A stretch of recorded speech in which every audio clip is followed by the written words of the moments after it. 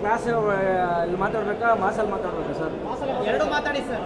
ಯಾಕಂದರೆ ಕ್ಲಾಸ್ ಅಂದರೆ ನಮಗೆ ಅಪ್ಪು ಬಾಸು, ಮಾಸ್ ಅಂದರೆ ಶಿವಣ್ಣ. ಈ ಕ್ಲಾಸು ಮಾಸು ಎರಡು ಮಿಕ್ಸ್ ಮಾಡಿರ್ತಕ್ಕಂಥ ಯಾವ್ದಾದ್ರು ಒಂದು ಫಿಗರ್ ಇದ್ದರೆ ಅದು ಯುವ.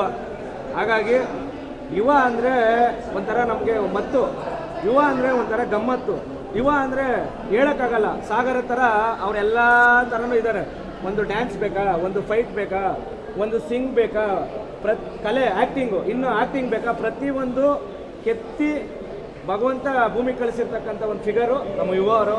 ದಯವಿಟ್ಟು ಕನ್ನಡ ಚಿತ್ರರಂಗದ ಪ್ರತಿಯೊಬ್ಬ ನಾಯಕ ನಟನ ಅಭಿಮಾನಿಗಳು ಬಂದು ಸಿನಿಮಾನ ನೋಡಿ. ಅದೇ ರೀತಿ ಕರ್ನಾಟಕದಲ್ಲಿ ಇರ್ತಕ್ಕಂಥ ಪ್ರತಿಯೊಬ್ಬ ಕನ್ನಡಿಗನು ಬಂದು ಸಿನಿಮಾ ನೋಡಿ. ಕನ್ನಡ ಸಿನಿಮಾನ, ಬೇರೆ ಭಾಷೆದಲ್ಲ, ಕನ್ನಡ ಸಿನಿಮಾನ, ಕನ್ನಡನ ಸಪೋರ್ಟ್ ಮಾಡೋಣ.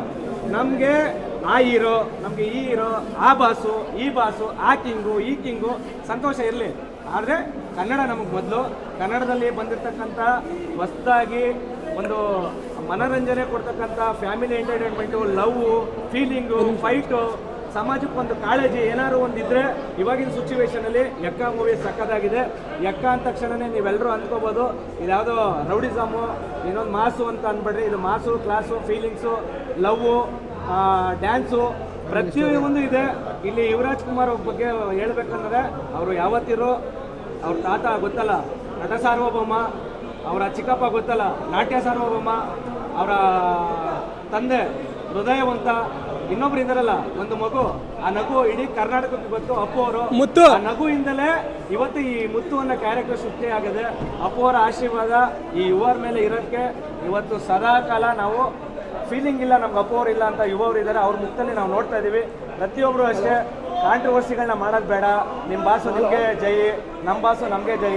ಕನ್ನಡನ ಬಂದು ನೋಡ್ರಿ, ಕನ್ನಡದ ಬಗ್ಗೆ ಹೆಮ್ಮೆ ಪಡಿ. ಕನ್ನಡದ ಒಬ್ಬ ನಾಯಕ ತಂಡ ಸಿನಿಮಾ ಮಾಡಿದಾಗ ಅವ್ನಿಗೆ ಪ್ರೋತ್ಸಾಹ ಮಾಡೋಣ.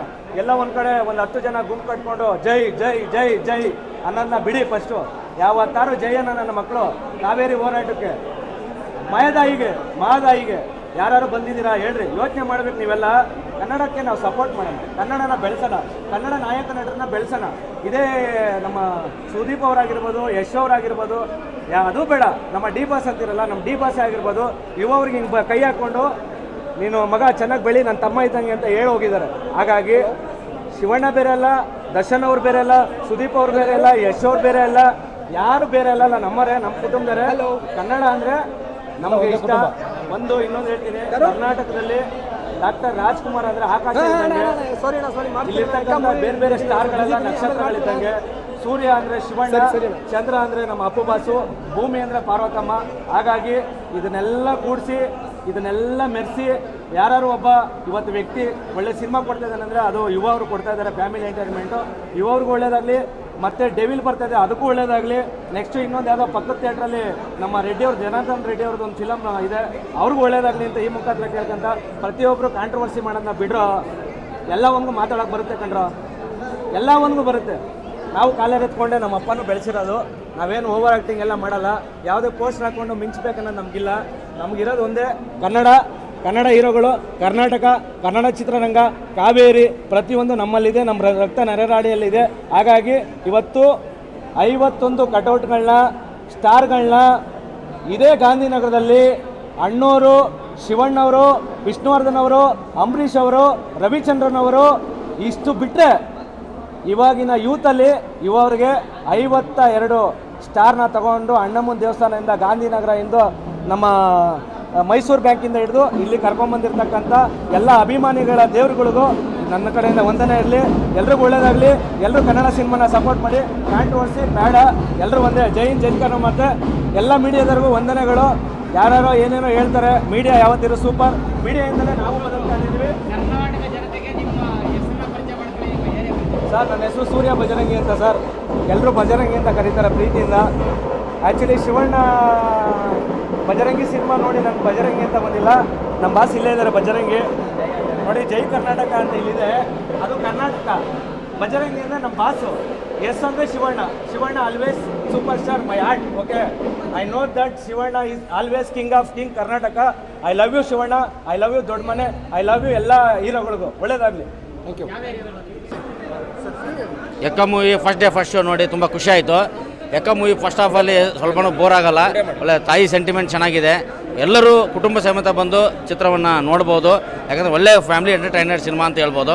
ಸೊ ಹಾಗೆ ಒಂದು ತಾಯಿಯ ಸೆಂಟಿಮೆಂಟ್ ಚೆನ್ನಾಗಿಟ್ಟಿದ್ದಾರೆ ಸಿನಿಮಾದಲ್ಲಿ. ಯಾವುದೇ ರೀತಿಯ ಒಂದು ಒಂಥರ ರೋಮಾಂಚನ ಆಗ್ತದೆ, ಸ್ವಲ್ಪ ಒಂದು ಫೀಲ್ ಕೂಡ ಆಗುತ್ತೆ ಆ ಸಿನಿಮಾ ಅದು ನೋಡಿ.